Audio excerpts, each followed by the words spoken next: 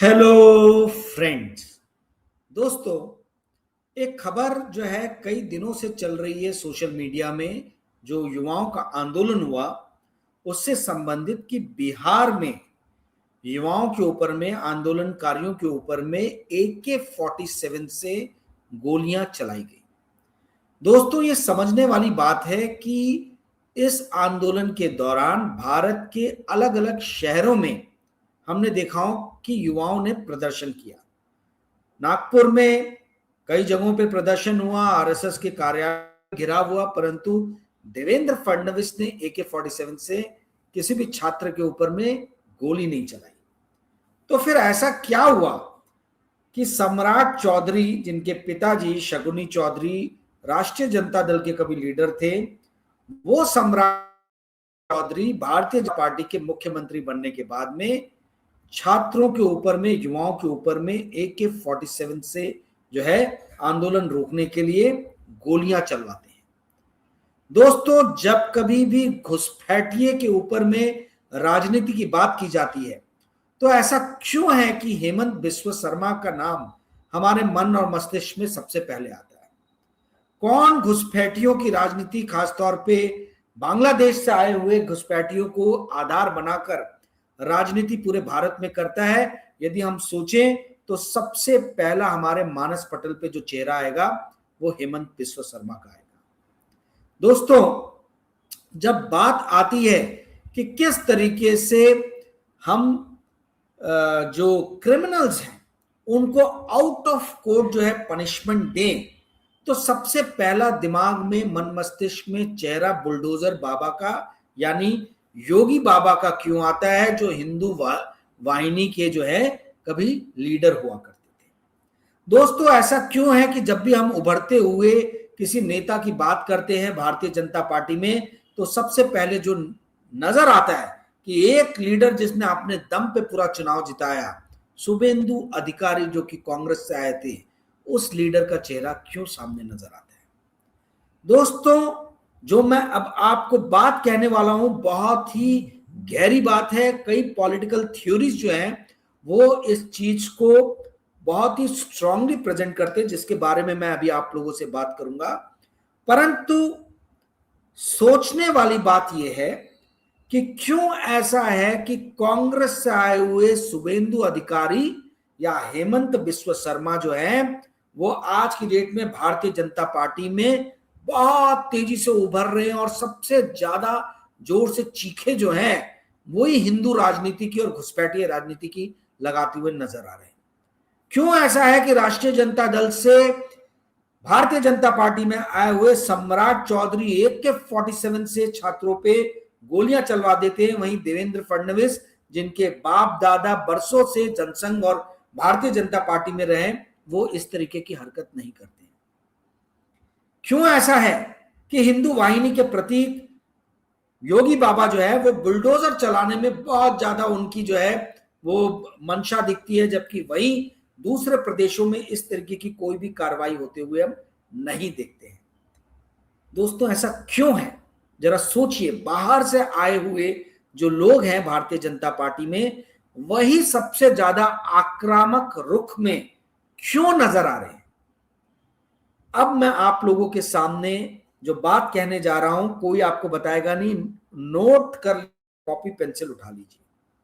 दोस्तों, विल्फ्रेडो परातो और गायतिनो मोस्का, गायतिनो की स्पेलिंग है जी फॉर गन वाला, GAETANO,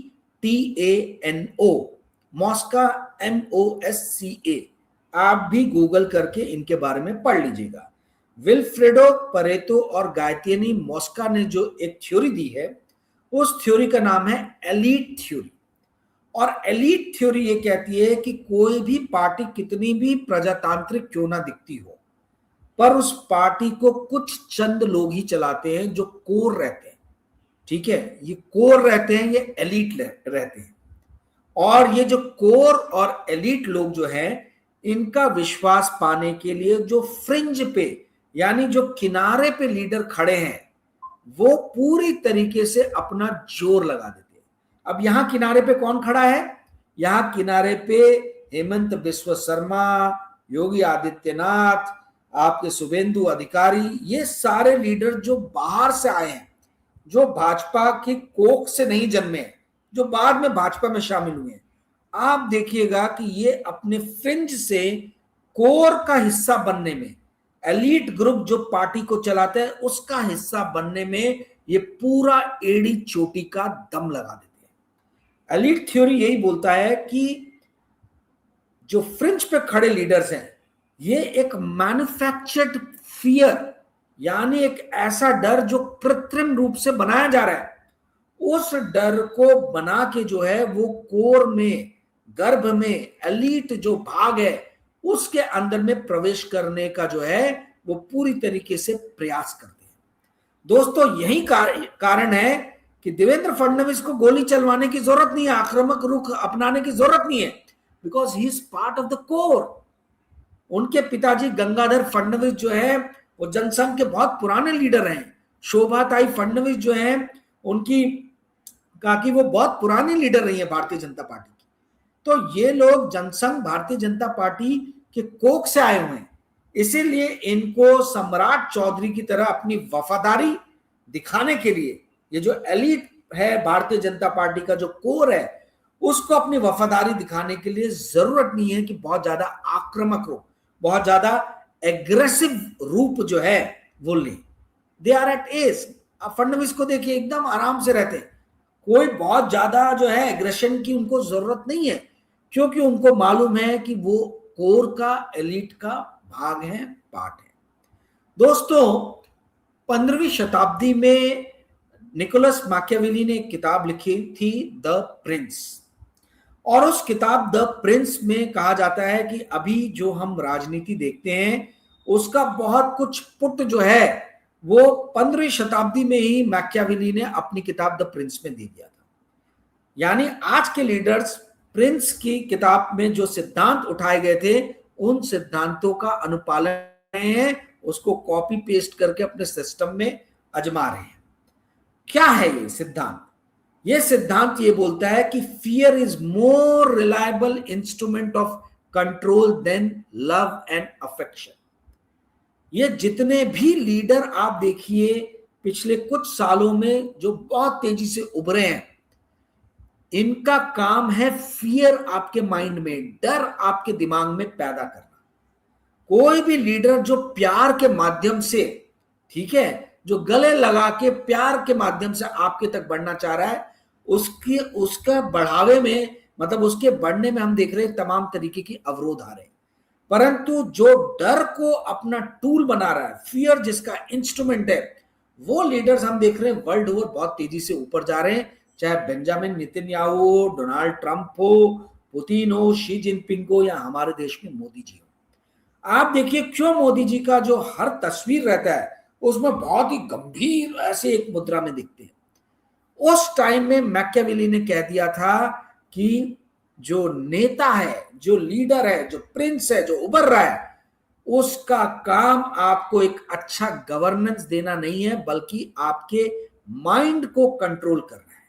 और माइंड को कंट्रोल फियर जो है, डर जो है, उससे ज्यादा और कोई दूसरा भावना या इमोशन नहीं है जिसके माध्यम से आप किसी के मन और मस्तिष्क पे कब्जा कर सकते हो। यही कारण है कि नरेंद्र मोदी का जो है बहुत ही ज्यादा रौद्र रूप दिखाया जाता है।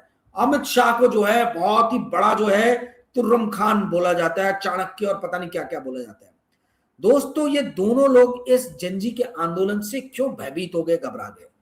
क्योंकि इनका जो ये इमेज का तिलिस्म गढ़ा गया था कि ये एक फियर के प्रतीक है, ये ईडी, सीबीआई, डीआरआई सब इनके अंगूठे के नीचे है, सारे इंस्टीट्यूशंस इनके अंगूठे के नीचे है। वो जो फियर और डर का जो माहौल था, उस माहौल को बहुत हद तक इस जेनजी ने बोला तुम्हारी ऐसी की तैसी, हमारा जो उखाड़ना उखाड़ लो, हम तो तुम्हारे खिलाफ आवाज उठाएंगे।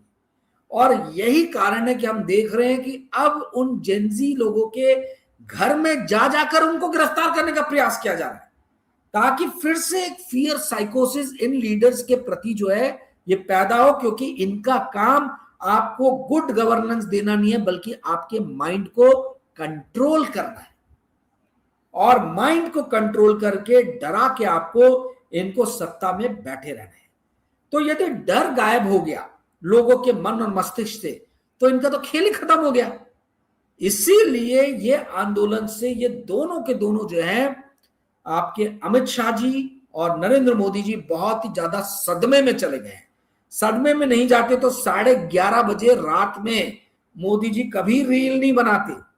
ये वो व्यक्ति हैं जो अपने मन से मीडिया के अपने मन चाहे रिपोर्टर को या फिर किसी सेलिब्रिटी को बुला के इंटरव्यू देते हैं। ये क्या ऐसी परेशानी इनके सर पे आ गई थी, ये क्या ऐसा मानसिक बोझ था कि रात में 11:30 बजे इनको रील बनाने की जरूरत पड़ी अपने ही मोबाइल से। दोस्तों, ये थॉट था कि यदि मेरे प्रति खौफ की भावना लोगों के दिल और दिमाग से निकल गई, खासतौर पे युवाओं के, तो मेरा तो खेल खत्म है, मेरा खेल खत्म है।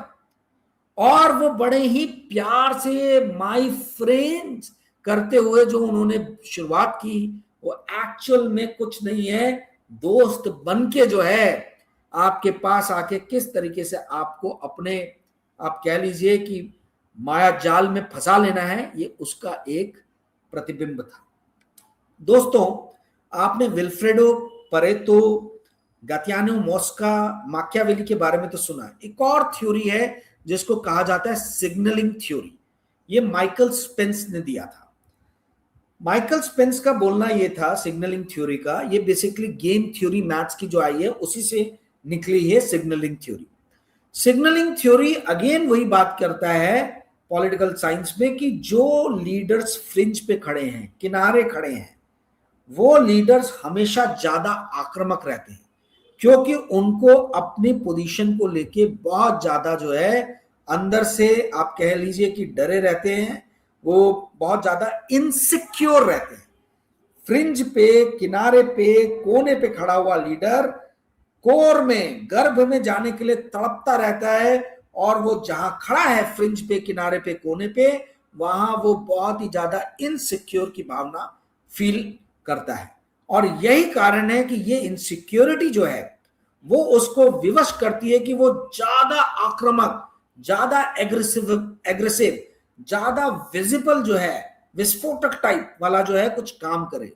यही कारण है कि जो पहले दक्षिणी दिल्ली से भाजपा के मेंबर ऑफ पार्लियामेंट थे, उन्होंने सदन में खड़े होकर एक मुस्लिम मेंबर ऑफ पार्लियामेंट को कितने अपशब्द कहे। ये कुछ नहीं था, ये उनकी इनसिक्योरिटी थी कि उनको 6 महीने बाद इलेक्शन की टिकट मिलेगी कि नहीं मिलेगी। बाद में उनको टिकट नहीं मिली, क्योंकि ये जितने भी कोर में बैठे हुए लीडर हैं, एंटायर पॉलिटिकल साइंस पढ़े हुए, इनको भी ये बातें अपने अनुभव से समझ में आती है कहीं ना कहीं। तो ये जो सिग्नलिंग थ्योरी माइकल स्पेंस ने दी थी, वो ये कहती है कि आप हमेशा फ्रिंज पे खड़े हुए नेताओं से थोड़ा सा सतर्क रहें। यही कारण है, ये बात सिर्फ भाजपा में ही नहीं है, आप देखेंगे तो यही कारण आपको नजर आएगा कि कांग्रेस में राहुल गांधी एट एज रहते, बहुत ही आराम से बात करते हैं, संयमित बात करते हैं, नपीतुली बात करते हैं। परंतु जब आप कांग्रेस के दूसरे लीडर्स देखें तो आपको लगता है कि वो कितने ज्यादा जो है क्रोध की मुद्रा में है। और अधिकतर ये लीडर जो हैं, ये कोर का, गर्भ का पार्ट नहीं है। केशव वेणुगोपाल आपको कभी चिल्लाते हुए नजर नहीं आएंगे, ठीक है। अविनाश पांडे आपको कभी चिल्लाते हुए नजर नहीं आएंगे। 99.9% लोगों को तो पता ही नहीं होगा कि हमारे नागपुर के अविनाश पांडे जी है कौन, जो एकदम कोर टीम का कांग्रेस का मेंबर हैं। या मुकुल वासनिक कभी आपको आक्रोश में नजर नहीं आएंगे, जो अगेन राहुल गांधी की कोर टीम के मेंबर है। बात वो अलग है कि ये दोनों जो है वो जनता के लीडर नहीं है, चुनाव लड़ने वाले लीडर नहीं। और यही कांग्रेस की जो है वो बदकिस्मती है कि जो जनता के लीडर है वो राहुल गांधी की कोर टीम में नहीं है, और जो जनता के लीडर नहीं है वो कोर टीम में है। खैर, कांग्रेस पे कभी और बात करेंगे। आज जो मुद्दा है वो पॉलिटिकल थ्योरीज, जिसने पहले ही, बहुत साल पहले ही भाजपा के लीडर जो हैं किस तरीके की नीतियों को अपनाते हैं, उसके बारे में बहुत ही ज्यादा कह लीजिए कि विस्तार से लिखा जा चुका है। दोस्तों, एक पॉलिटिकल साइंटिस्ट हुए जेम्स स्कॉट, इनकी किताब मैं काफी पढ़ता हूं, ऊपर मेरी लाइब्रेरी में है, कभी निकाल के आपको दिखाऊंगा। जेम्स स्कॉट ने एक पैट्रोनेज थ्योरी दिया था, और उनका यह कहना था, एक्चुअल में पैट्रोनेज थ्योरी किसी और का था, पर इन्होंने उसको बढ़ाया था। और इनका कहना यह था कि जब किसी भी पॉलिटिकल पार्टी में करियर जो है, आपका भविष्य जो है, वो चाटुकारिता और आपके नेटवर्किंग के ऊपर में डिपेंड करे, ना कि आपके अंदर के हुनर और गुण पे। तो हम देखते हैं कि इस तरीके का एग्रेसिव स्टैंड जो है, ये फ्रिंज पे खड़े हुए लीडर्स जो है वो अपनाते हैं। ठीक है, क्योंकि उनको पर्सनल अप्रूवल चाहिए रहता है। जो मेन लीडर्स हैं, जो एलीट लीडर्स हैं, जो गर्भ में लीडर्स हैं, उनका पैट्रोनेज चाहिए। तो ये साइकोफेंसी की जो थ्योरी है, पैट्रोनेज की जो थ्योरी है, वो ये कहती है कि भैया किसी भी तरीके से गर्भ में जो मेन लीडर है उसके पास पहुंचो, चमचागिरी करो या बहुत ज्यादा रौद्र रूप दिखाओ, परंतु हमको किसी भी तरीके से इस लीडर के करीब जाना है जो सारे निर्णय लेता है, जो सेंट्रल है। और जेम्स स्कॉट ने यही बताया कि यही बहुत सारे पॉलिटिकल पार्टीज और पॉलिटिकल लीडर्स की अवनति का बाद में कारण भी बनता है। दोस्तों, मैंने आपको कल के वीडियो में बताया था कि किसी भी राष्ट्र का प्रजातंत्र जो है वो एक झटके में समाप्त नहीं होता। वो क्षण क्षण धीरे धीरे छोटे छोटे चरणों, छोटे छोटे स्टेप्स में उसका विनाश किया जाता है। जब डिमोनेटाइजेशन हुआ और मोदी जी ने देखा कि किसी ने भी आवाज नहीं उठाई, तो आप ये समझिए कि उनके अंदर में जहां भी थोड़ा सा प्रजातांत्रिक थॉट था उसका कहीं विनाश हुआ। जब राजनाथ सिंह जी ने देखा कि भैया पुलवामा हो गया है और उनके इस्तीफे की बात जो है बहुत ज्यादा जोश और खरोश से नहीं रखी गई, तो कहीं ना कहीं राजनाथ सिंह के अंदर में जो थोड़े भी प्रजातांत्रिक थॉट्स थे उसका विनाश हुआ। और जब देखा गया कि मणिपुर हो चाहे पहलगाम हो, वहां पे इतनी बड़ी त्रासदी होने के बाद भी अमित शाह के गृह मंत्रालय के ऊपर में प्रश्न चिन्ह नहीं लग रहा, तो आप समझिए कि ना केवल अमित शाह बल्कि ये पूरा जो सिस्टम है, ये सिस्टम में जितने भी लीडर्स हैं, ब्यूरोक्रेट्स हैं, ये देख रहे हैं कि आपकी नाकामयाबियों और आपकी गलतियों पे आपको पनिश नहीं किया जा रहा है, आपको अकाउंटेबल नहीं ठहराया जा रहा है। तो ये सारे के सारे जो है अवनति के अवसान के रास्ते पे कितनी तेजी से फिसले इसकी होड़ में लग जाते हैं। ये भी एक थ्योरी है जो मैंने आपको बताई थी। तो ये सारी चीजें जो है, ये प्रजातंत्र को कमजोर करना, चाटुकारिता को बढ़ावा देना, फ्रिंज पे यानी कोने पे खड़े हुए लीडर्स को ज्यादा एग्रेसिव बनाना, इन सब का ही जो है जब हम समावेश देखते हैं, जब जोड़ देखते हैं, तब हम देखते हैं कि प्रजातंत्र कहीं ना कहीं नीचे की तरफ जा रहा है। दोस्तों, ये सारी चीजें जो है आप भी समझते होंगे, ठीक है, परंतु इसको किस तरीके से पॉलिटिकल साइंटिस्ट देखते हैं, समझते हैं और रखते हैं, मेरा मकसद है कि उनके माध्यम से, उनकी थ्योरीज के माध्यम से ये बातें मैं आपको समझाऊं कि जो हम आज देख रहे हैं वो आज की घटना नहीं है। आज से बहुत साल, दशकों, कई शताब्दियों पहले बहुत सारे पॉलिटिकल साइंटिस्ट ये बातें लिख के जा चुके हैं। तो अब मेरा और आपका क्या कर्तव्य बनता है? मेरा और आपका कर्तव्य ये बनता है कि हम इन निरंकुश नेताओं को अकाउंटेबिलिटी की तरफ धकेलें, अकाउंटेबिलिटी की तरफ धकेलें। मैंने सब्सटैंटिव डेमोक्रेसी की बात की थी 2-3 वीडियो पहले, जिसमें मैंने बताया था कि किस तरीके से भारतीय जनता पार्टी की सरकार ने आउटकम यानी परिणाम को दिखा के जो है विश्व भर में वाहवाही लूटी कि हमने देखो कितना बड़ा एक लाभार्थी वर्ग खड़ा कर दिया है, हमने 12 करोड़ टॉयलेट बनाए हैं, हमने 10 करोड़ महिलाओं को जो है सिलेंडर गैस दिया है, हमने जो है 57 करोड़ मुद्रा लोन बांटे हैं, 40 लाख करोड़ के लोन जो है 57 करोड़ में 40 लाख करोड़ हम बांट चुके हैं। तो ये सारी जो चीजें बता के इन्होंने ये बताया कि भले ही आप जो हैं हमारे काम करने के रवैये से भले ही आप जो है वो विरोध रखते हो, परंतु हम जो काम कर रहे हैं वो देश के लोगों की भलाई के लिए कर रहे हैं। पर इस जनजी के आंदोलन ने इस बात को सामने लाया कि ये आउटकम यानी परिणाम के भी मामले में बहुत ज्यादा विफल हुए। सिर्फ प्रोसीजर नहीं बल्कि आउटकम जो है उस पे भी ये खरे नहीं उतरे हैं, और ये सिर्फ इन्होंने एक प्रपंच रचा है अपने मीडिया के मित्रों के मदद से। तो दोस्तों, ये आंदोलन जो है जेन जी का, ये आंदोलन अपने आप में कई चीजों का जो है वो समावेश और कई चीजों के संकेत देता है।